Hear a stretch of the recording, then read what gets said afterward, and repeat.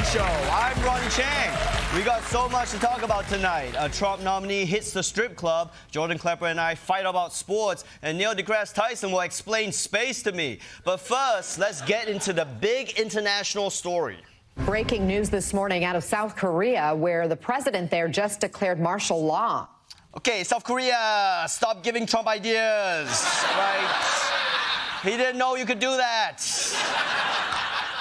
Unfortunately for South Korea, this looks like the beginning of a long and slow descent into dictatorship, a dark period which may last years or even decades. Breaking news from overseas, South Korea's parliament just voted to nullify the declaration of martial law that was made by the country's president just a few hours earlier. Oh, that's great. Good old Asian efficiency. The president went nuts, declared martial law, the assembly overruled him, martial law over, and they did it all in a lunch break. All right. Everybody, get back to doing K-pop. Chop, chop. Dance. But I'm glad this didn't get out of hand because I don't even know what martial law in South Korea looks like. I mean, do they wheel this doll out and whoever moves gets shot? But let's turn to a country just beginning its fascism period in another edition of Trump 2.0, coming for the White House. I'm gonna come. Donald Trump has spent the last few weeks filling out his cabinet, and now that Matt Gaetz has dropped out to try to find the high school from Euphoria, there is a new nominee for shadiest nominee, Pete Hegseth, Trump's pick for Secretary of Defense and guy with resting divorce face. And all right, let's hear it, leftist snowflakes. What's wrong with this one? CBS News has confirmed that Pete Hegseth was forced to step down from a veterans nonprofit after being accused of alcohol abuse, sexual misconduct, and mismanaging the group's money. Okay, that's a lot for one person. Alcohol, sex, and financial misconduct? I mean, it's called delegating, bud. Try it sometime. How could someone do so many bad things at the same time? Like, not only are you drinking and harassing women, you've also got to find time to suck at QuickBooks? I mean, let's go through these charges because I'm sure the libs are just overreacting. Like with the alcohol, I mean, what? He probably had too much Chardonnay at the office Christmas party like one time? How bad could it be? The report says Hegseth was repeatedly intoxicated to the point of needing to be carried out of the organization's events. So inebriated by 1 a.m. that a staffer who had driven him to his hotel in a van full of other drunken staffers asked for assistance to get Hegseth to his room. Hegseth passed out in the back of a party bus, then urinated in front of a hotel where CVA's team was staying. At one point, Hegseth had to be restrained while drunk from joining the dancers on the stage of a Louisiana strip club. Wow. Do you know how hard it is to be the saddest thing at a strip club? I mean, a half-naked pregnant woman dancing to pay her medical bills was looking at him like, damn, this guy needs to get some help. Right? Also, how do you not know that you can't just get on stage at a strip club, okay? They don't even let regulars do that. I'm guessing. I don't know. That's what Wikipedia says. Look, you guys are laughing, but does no one see the tragedy in this? A warrior forced to fight when really he just wants to get on that stage and dance. But yeah, he seems to have nailed the alcoholism. Let's hear about the sexual misconduct. Hegseth and other members of the management team sexually pursued the organization's female staffers, whom they divided into two groups, the party girls and the not party girls. Okay, let me just check this real quick. All right, yeah, that's not allowed.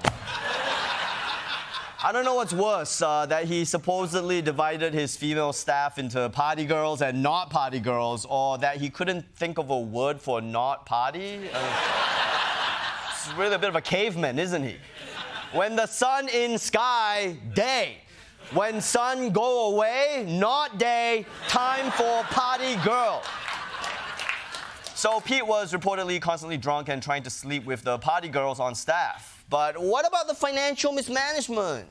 You say, under his leadership, Veterans for Freedom soon ran up enormous debt, and financial records indicate that by the end of 2008, the year after he became the leader of the group, it was unable to pay its creditors. Hegseth had treated the organization funds like they were a personal expense account for partying, drinking, and using CVA events as little more than opportunities to hook up with women on the road. When he joined this veterans charity, did he think that he was the veteran it was going to? I mean, guys, it will really help my mental health to go to this strip club, okay? I have PTSD. Party time suck my So, unlike wraparound shades, none of this is a great look for Pete Hegseth. But you know what? Hey, these are anonymous quotes from a bunch of haters. I'm sure his mom loves him. Meanwhile, Hegseth's mother sent him an email in 2018 during his second divorce, calling him, quote, an abuser of women.